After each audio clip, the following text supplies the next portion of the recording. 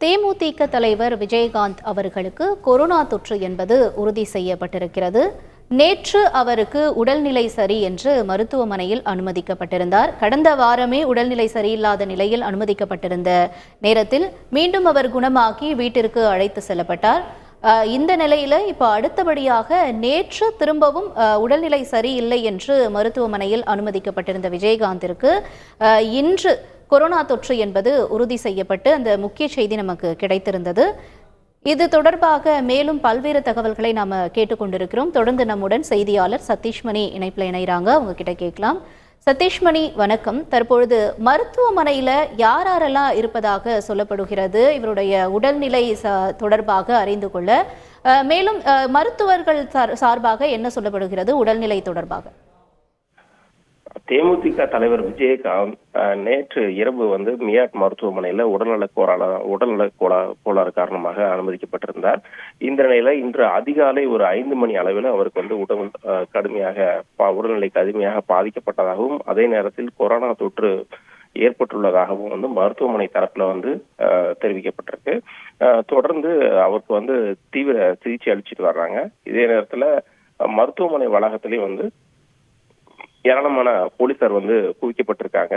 ஏன்னா கட்சி தொண்டர்கள் நிறைய கூட்டம் வர வாய்ப்பு இருக்கு அப்படிங்கிறனால முன்னெச்சரிக்கை நடவடிக்கையா இந்த நடவடிக்கை மேற்கொள்ளப்பட்டதாக தெரிவிக்கிறாங்க.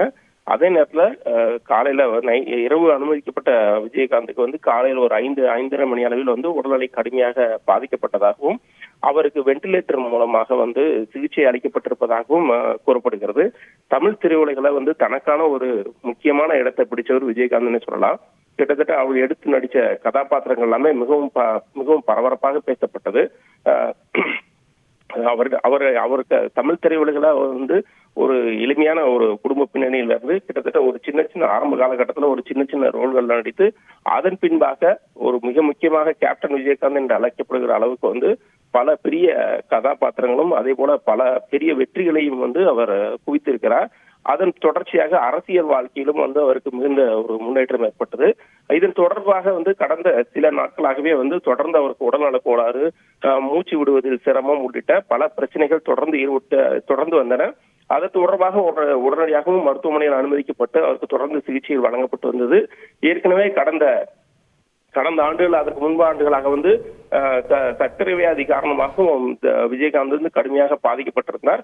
தொடர்ந்து கடந்த சில 3 ஆண்டுகளாகவே அவருக்கு தொடர்ந்து உடல்நல பாதிப்புகள் ஏற்பட்டு அதற்கான சிகிச்சையில் வழங்கப்பட்டிருந்தது. இந்த நேரத்துலதான் இன்னைக்கு அவருக்கு கடுமையான ஒரு உடல்நலக் குறைவு ஏற்பட்டிருக்கு. தொடர்ந்து கொரோனா தொற்றும் ஏற்பட்டிருப்பதாக மருத்துவமனை தரப்புல தகவல் வெளியாகிருக்கு. தொடர்ந்து அவர்களுக்கு விஜயகாந்த் அவர்களுக்கு மருத்துவமனை தரப்புல தீவிர சிகிச்சை அளிக்கப்பட்டு வருகிறது. இப்ப கொரோனா தொற்று உறுதி செய்யப்பட்டிருக்கதாக சொல்றாங்க. மூச்சு விடுவதில் சிரமம் இருப்பதாகவும் நம்ம அறியப்படுகிறோம். இப்ப வென்டிலேட்டர் உதவி அப்படின்ற ஒரு விஷயமும் அங்க செஞ்சுக்கிட்டு இருக்காங்க மருத்துவர்கள்.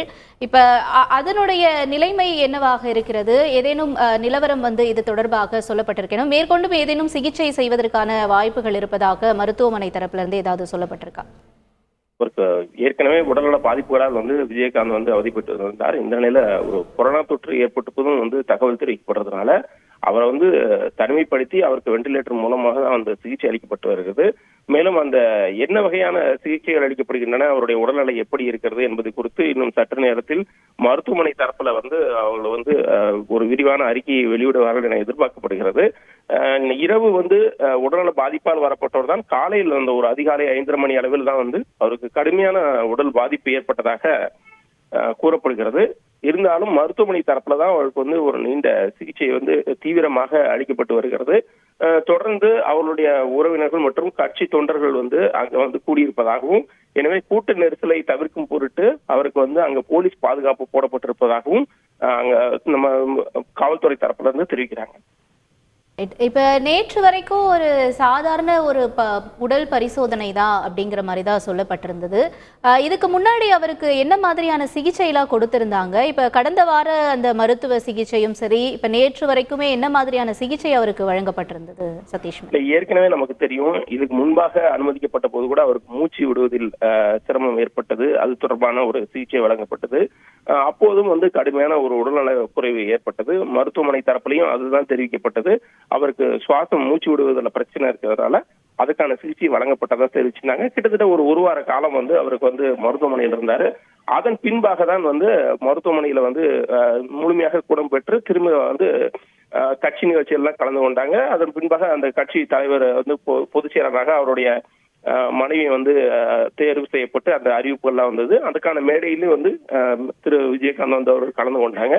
இந்த நிலையில நேற்று இரவு திடீரென வந்து அவருக்கு வந்து உடல்நல குறைவு ஏற்பட்டதன் காரணமாக இரவு மியாட் மருத்துவமனையில அனுமதிக்கப்பட்டிருந்தாங்க. அந்த அனுமதிக்கப்பட்டிருந்த தொடர்ந்து தான் இன்று காலை தான் அவருக்கு உடலோட நிலைமை வந்து ஒரு தீவிர சிகிச்சை அளிக்கப்பட்டிருந்தது. அவருடைய உடல் வந்து கடும் பாதிப்பு அடைந்திருப்பதாகவும் தகவல் வெளியானது.